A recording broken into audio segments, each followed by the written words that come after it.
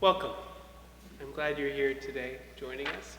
This is, I've been told, the beginning of the 13th year of our music series here, our recital series.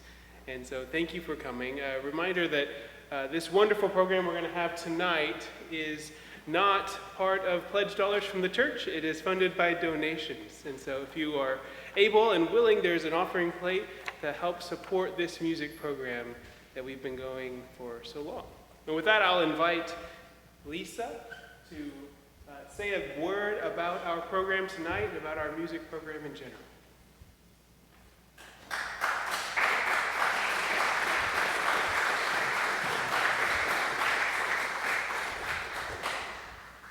Thank you all for being here this afternoon. It's a little bit of a shift to come on a Saturday instead of a Sunday, but hey, it seems to be working. Thanks for coming to our first concert of our 25-26 season. I think Benjamin just said it's our 13th year of doing these concerts. And we have a wonderful reception that follows in Board Hall. I want to thank you for the financial support that makes these concerts possible, this season of concerts. You have an opportunity today to provide support for our upcoming season of concerts, 2025 and 2026. Today we're welcoming back two wonderful musicians, Dylon Crain and Paige Crain. St. Luke's is home base for Dylon, and hopefully always will be. It's great to have them back today. Dylon served as tenor section leader here for over 7 years, including those ghastly COVID years when we were singing to an empty church and live streaming was a totally new thing in those days. Paige, our wonderful pianist, just received her doctorate in collaborative piano from University of Kentucky. She'll be teaching piano at Balm University this fall. She also teaches students at UK and Center, so she's busy. She's on the road. Dylon is completing his master's degree at U of K this year and will be singing for 2 Kentucky opera productions this fall. Caroline, you'll be there for sure. Last season, Dylon sang that crazy high part in Carmina Burana and was also in the opera that the orchestra did, Der Kaiser von Atlantis. Dylon will be teaching at Berea College this fall as an interim voice professor. As I mentioned a minute ago, please join us in Board Hall afterwards. We have wine and wonderful nibbles. Mitch, Tammy, Bob Lamontagne always do a wonderful reception. If you'd like to make a donation, please fill out a sheet with your information. These are on the table in there. I guess it's the water table. I'm not sure where I put them down, but there's a sheet like this. If you'd like to make a donation for our music series, just fill out a sheet with your information. And if you want to memorialize or offer a Thanksgiving for someone in your family, grandchildren, etc., just please add those in. And our future programs will list who our donors are and so forth. Now, I'm going to turn the program over to Paige and Dylon, but I do want to just remind everyone we're using our beautiful Kawai piano given by Joel Layton in memory of Monica. Please welcome Paige and Dylon. Thank you very much.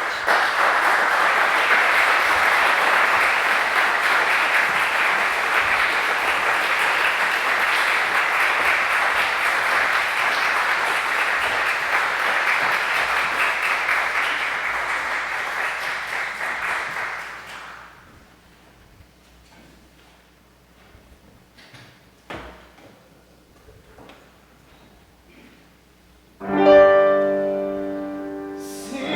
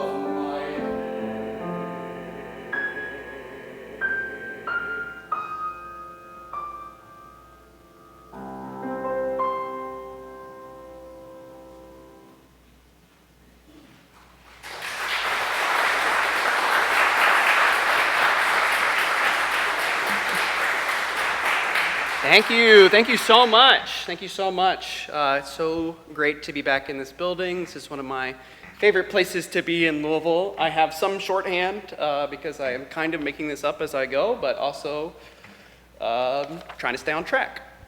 So that first song that we heard was a simple song from Leonard Bernstein's Mass, which I think very obviously is not a traditional Latin setting of the mat in any liturgical sense.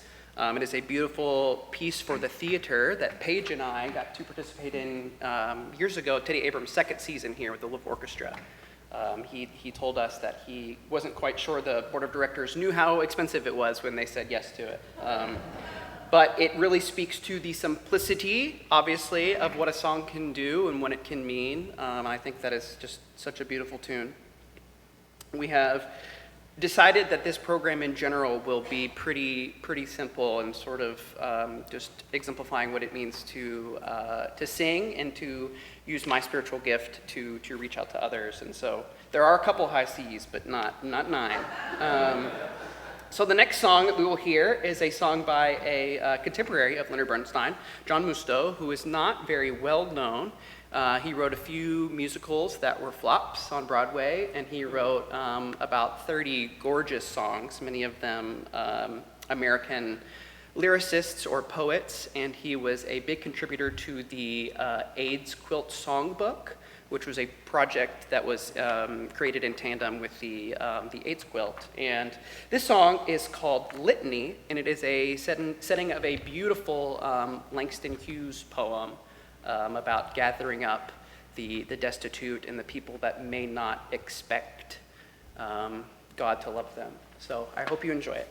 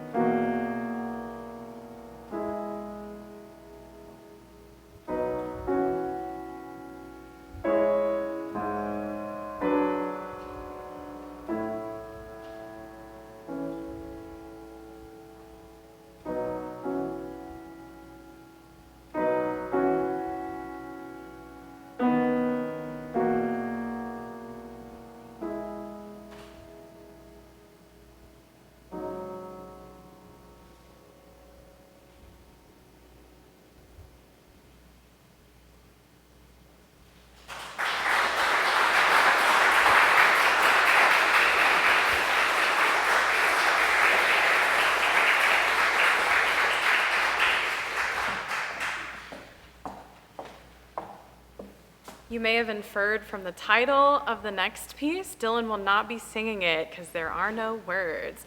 He gets to take a little break. It's been a trend amongst composers to write instrumental pieces that have a particularly singable melody and call them a song without words.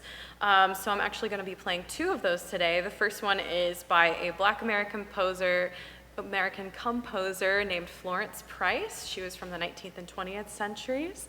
And her music has been, in probably the past couple of decades, really well edited and well published, and so we have access to that. And then, much contrasting that later, we'll have a Mendelssohn Lieder ohne worte, which means song without words. Mendelssohn wrote several sets of these for piano, and they're all really lovely short piano pieces. So I hope you enjoy these two pieces throughout our program, with songs without words amongst the songs with words.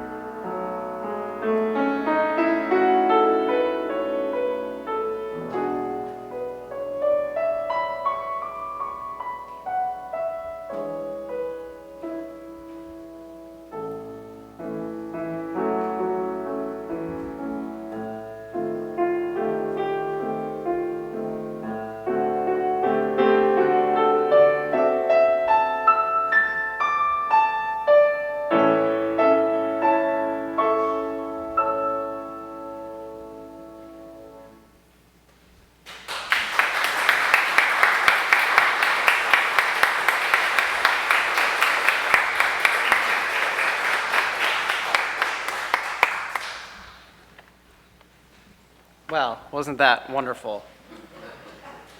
We should have more solo piano at voice recitals. So obviously it would not be a recital without a couple Italian arias. So I have chosen two today that again are simple in their sort of listening, but have a lot of inner beauty and gorgeous things. So the first one is Il mio tesoro, which is from Don Giovanni. It is Don Ottavio's aria where he pretty much says that his one goal is to defend his wife's honor as she has been assaulted, and then her father is killed in the very first scene of the show. And he spends most of the opera really just trying to be this pillar of support. So I've always really liked him as a character. He's kind of just a guy as a character. Like most tenors are either heroes or villains, but Don Ottavio is just kind of a good guy. And then later on in the program, you'll see Una furtiva lagrima, which is Nemorino's final aria from Elixir of Love. This was one of the first arias that I ever learned in college, and I sang this for the University of Louisville aria competition, and it's just been a favorite of mine, and it's very gorgeous. And then we will have a couple different settings of spirituals. So we've chosen three very different settings, one by Mark Hayes, which has more of a almost populist, contemporary sort of feel. It might be one you would hear in a non-denominational church or a gospel album. And then we have a more jutting gospel arrangement by the modern composer Damian Sneed, which was written for Lawrence Brownlee, who is essentially the guy who sings all the highest notes in the world possible. His whole career is just singing above the staff, so it's pretty high. And then we have, of course, to end the program, we have Ride on King Jesus, which is a favorite, and I'll talk about later. So I hope you enjoy this next few songs.